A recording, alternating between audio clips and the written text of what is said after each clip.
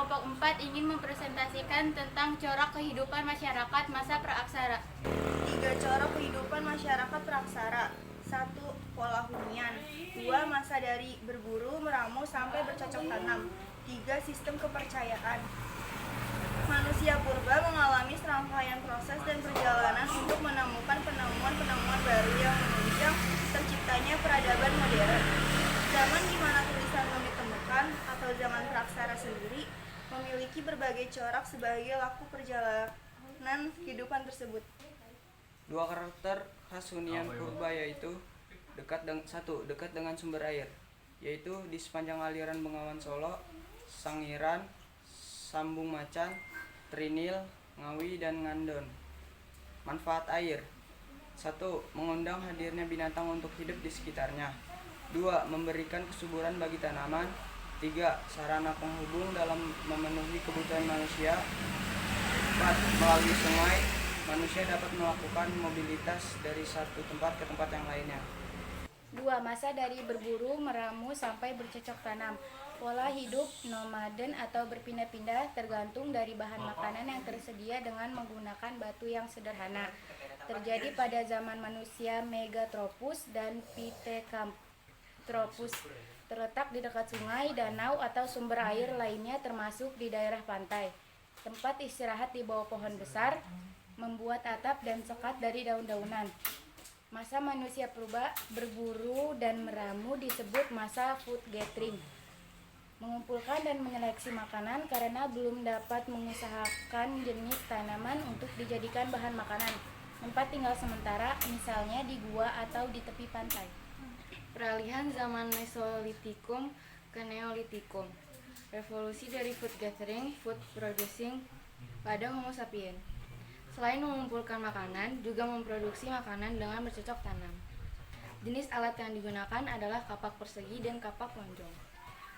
Ketika terjadi perpindahan orang-orang rumpun bangsa Austronesia dari Yunan ke Kepulauan Indonesia sekitar 2000 sampai 1500 sebelum Masehi, berkembanglah pesawahan untuk bertani dan juga beternak. Kegiatan pelayaran, perdagangan, dan sistem barter juga mulai dikenal. Pertanian berkembang karena sudah bertempat tinggal secara menetap. 2. Sistem kepercayaan. Mulai mengenal sistem kepercayaan yaitu ditandai dengan penguburan mayat.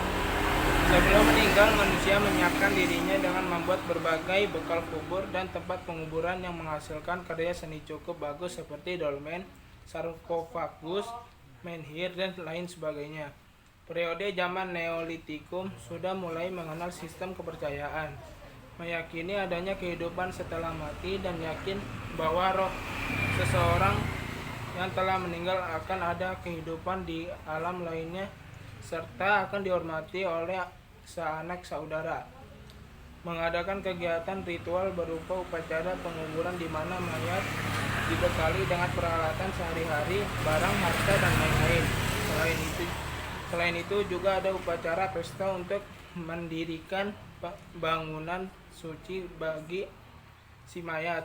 Upacara kematian merupakan manifestasi dari rasa bakti dan hormat seseorang terhadap leluhurnya yang telah meninggal.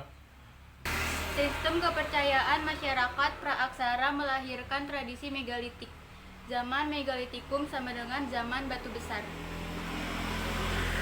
Mereka mendirikan bangunan batu-batu besar seperti menhir, dolmen, punden berundak, dan sarkofagus. Bentuk dan bahan wadah kubur dapat digunakan sebagai petunjuk status sosial seseorang. Penguburan dengan sarkofagus memerlukan jumlah tenaga kerja yang lebih banyak dibandingkan dengan penguburan tanpa wadah. Itu menunjukkan indikator stratifikasi sosial seseorang dalam masyarakat. Sistem kepercayaan dan tradisi batu besar berkembang menjadi kepercayaan animisme. Sistem kepercayaan yang memuja roh nenek moyang. Di samping itu, juga ada kepercayaan dinamisme. Benda-benda yang diyakini memiliki kekuatan gaib, sehingga sangat dihormati dan dikeramatkan. Seiring dengan perkembangan pelayaran, masyarakat zaman praaksara akhirnya mulai mengenal sedekah laut. Kegiatan upacara ini lebih dikembangkan di kalangan para nelayan. Bentuknya semacam selamatan atau tasyakuran. Apabila ingin berlayar jauh atau mungkin saat memulai pembuatan perahu. Sistem kepercayaan nenek moyang kita ini sampai sekarang masih dapat kita temuin di beberapa daerah. Sekian dari kami. Wassalamualaikum